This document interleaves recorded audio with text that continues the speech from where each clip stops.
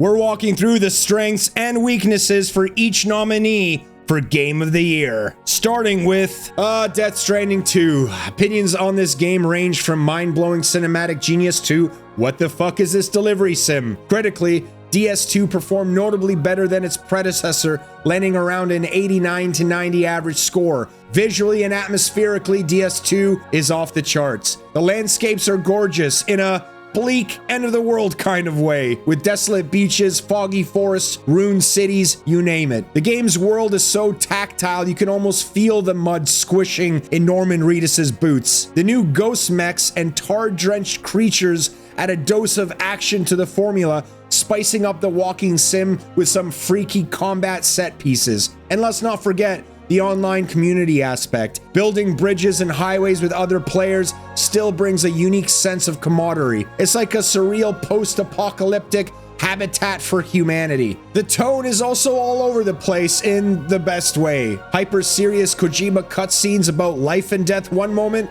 and then slapstick comedy the next. It's charmingly bizarre and self-aware, which at least keeps you entertained between all the what the fuck is even happening plot moments. Still, Death Stranding 2 is not going to convert the haters. If you thought the first game was as exciting as watching paint dry, this sequel might feel like watching tar dry. Sure, Kojima added more action, but at its core, you're still delivering packages, balancing weight, and doing a lot of walking. They have streamlined some of the rough edges, perhaps sanding down the friction a tad too much. That means traversal is a bit easier, which is good for your sanity, but maybe bad for the thrill. Also, for all the crazy gadgets Sam gets, like hoverboards, exoskeletons, there's not a lot of reason to use the most creative tools. You often get by with basic strategies, which is a bummer when you've got a whole sci-fi Swiss army knife at your disposal. And the combat, still kind of simplistic. Don't expect a full-on Metal Gear stealth arsenal. Then there's the batshit insane story. We can't even call it a weakness because some people love Kojima's wild storytelling,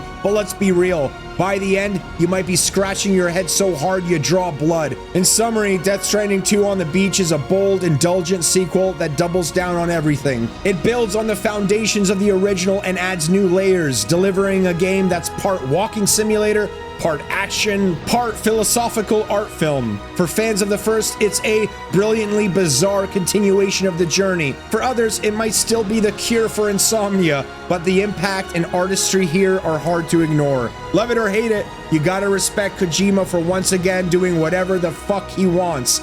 Convention be damned. What do you think will be Game of the Year? Let me know in the comments, and hey, why not subscribe?